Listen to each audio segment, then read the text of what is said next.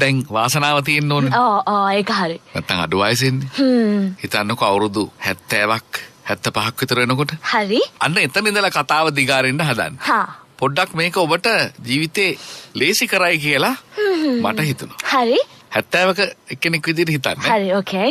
දැන් ඉතින් මං වයසයි. ලෝකෙ තිබ්බ සීරම වැඩ ඉවර කරාට පස්සේ අපි හිතනවා මගේ වැඩක් කරගන්න ඕනේ. හැබැයි 70 75 වෙනකොට හුඟක් වෙලාවට තමන්ගේ වැඩක් කරගන්න කියලා හයියක් ඊට පස්සේ ඉතුරු වෙලා නැහැ. කොටින්ම හයිය හත්තිය තියෙන කාලේ ලෝකෙට වැඩ කරපු කාලේ ලෝන් එකක් හරි දාගෙන හදාගත්ත තට්ටු දෙකේ තුනේ ගෙදර දැන් ඒක ලොකු වැඩි. ඒකේ උඩම කාමරවලට ඇවිද ගන්නත් බෑ. පඩිපෙළකින් නැගලා යන හරියකට යන්න හිත දෙන්නෙම නෑ. yes.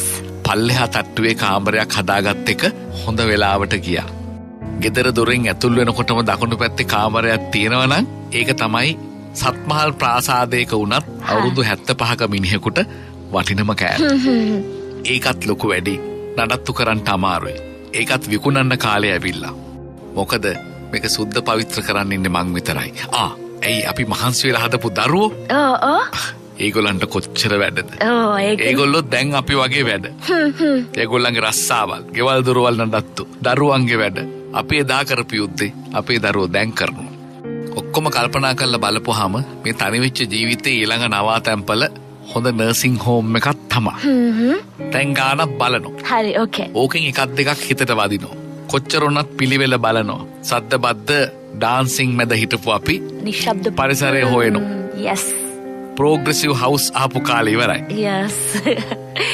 ඈත තියෙන පන්සලකින් දාලා තියෙන පිරිත් සද්දයක් වගේ ඇහුනොත් තව ටිකක් හොඳයි කියලාත් හිතෙනවා. හරි ඕකේ. චූටි පුංචි කාමරයක් උපකරණ 3-4ක් එක්ක මටම කියලා පොඩි තනි ඇඳක් වෙලාවට කෑම බීම ටික හම්බ වෙන. ඒකත් මේ වයසට හරියන ටිකක් රහට පැත්තට වඩා ගුණ පැත්තට බර කෑම ටිකක් නම් වැඩිය හොඳයි. එහෙම හිතට වදින තැනකුත් නර්සිං හෝම් එකකින් ওই වයසෙදි සෙට් වෙනවා. right.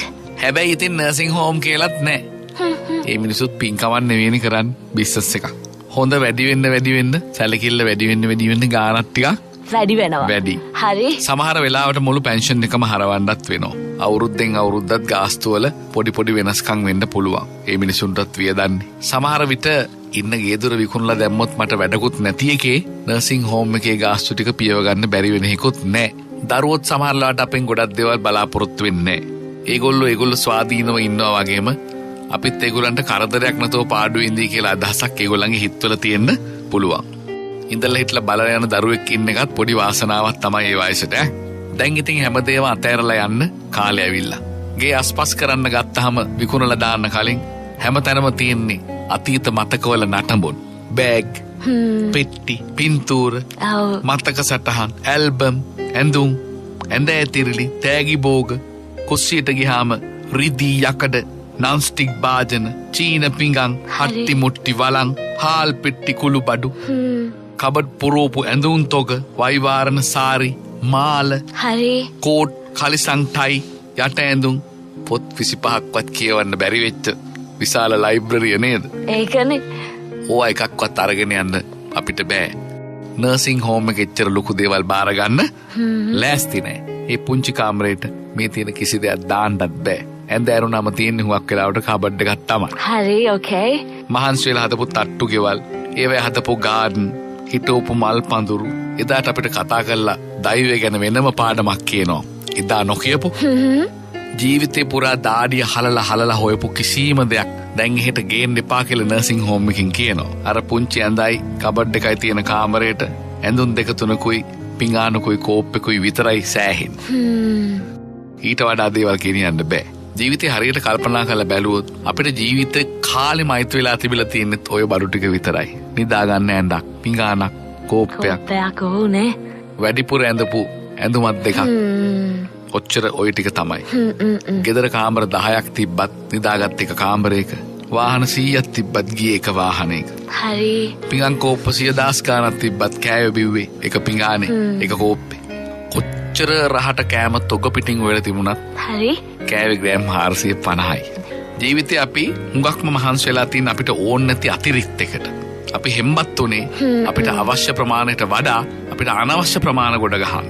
අපි ජීවිතේ කාලේ දෙකම කාලා නාස්ති කරලා ඉවරයි. එකම ප්‍රශ්නයකට තියෙන්නේ එදා මේ වැඩේ ඉන්නකොට අපි මේ කර ඉන්නේ ඒ වැඩේ කියලා තේරිච්ච නැති එක විතරයි. ඉතින් මේක තේරුම් ගන්න 75 වෙනකන් ඉන්න එපා. ඇඟේ හයිය හත්ති ඉවරනකන් ඉන්න එපා. හරි. ජීවිතේ විඳින්න පරක්කු වෙන්න එපා.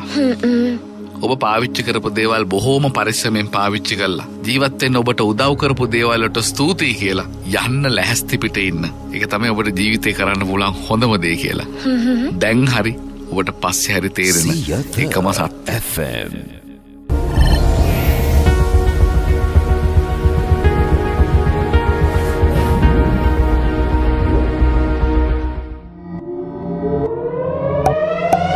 දිනපතා අලුත් වීඩියෝ නරඹන්න ඉහත බටන් එක ක්ලික් කර සියත FM සබ්ස්ක්‍රයිබ් කරන්න. අලුත් වීඩියෝ ගැන මුලින්ම දැනගන්න මෙම සීනුව ක්ලික් කරන්න.